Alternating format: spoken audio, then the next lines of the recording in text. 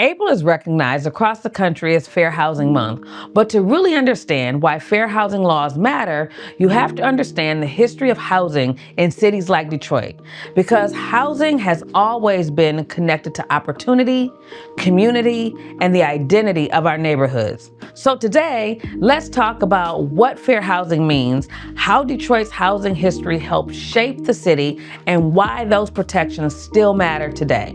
Hey family, it's your girl Monife, your Detroit real estate advisor, loan officer, and neighborhood storyteller, highlighting the people, places, and cultures that make Detroit such an incredible place to live, invest, and call home.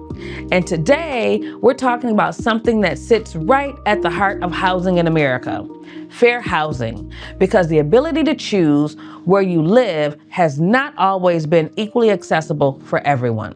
Detroit's neighborhoods didn't just appear the way we see them today. They were shaped over time by migration, industry, policy decisions, and community development.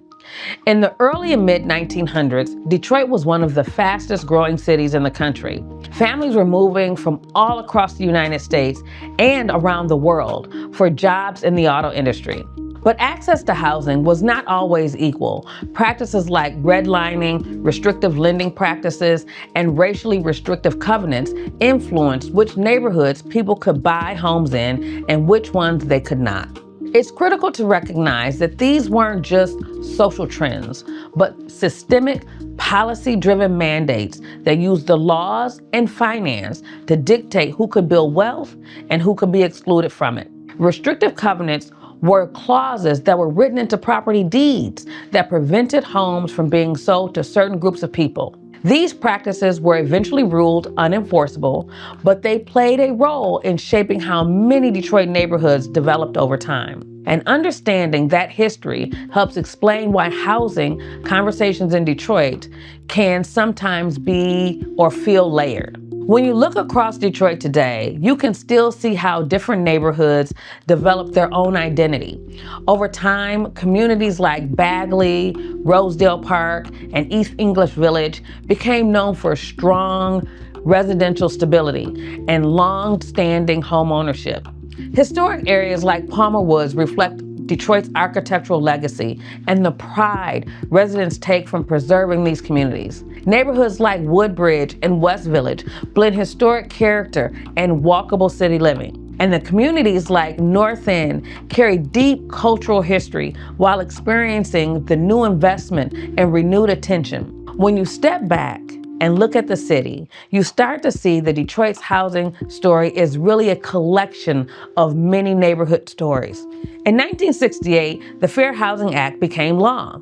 The legislation was designed to prevent discrimination in housing based on things like race, color, religion, sex, national origin, family status, and disability.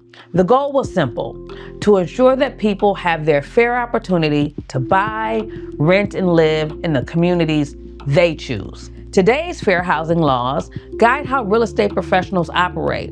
It means working with clients in ways that is transparent, consistent, and fair. It means helping people explore housing options that match their needs, their goals, and their budget, without assumptions about where someone should or shouldn't live. It also means continuing to educate both professionals and public about housing rights. Detroit is a city that continues to evolve today. Historic neighborhoods are attracting new interests. New development is happening in many parts of the city, and people from all across the country are rediscovering Detroit.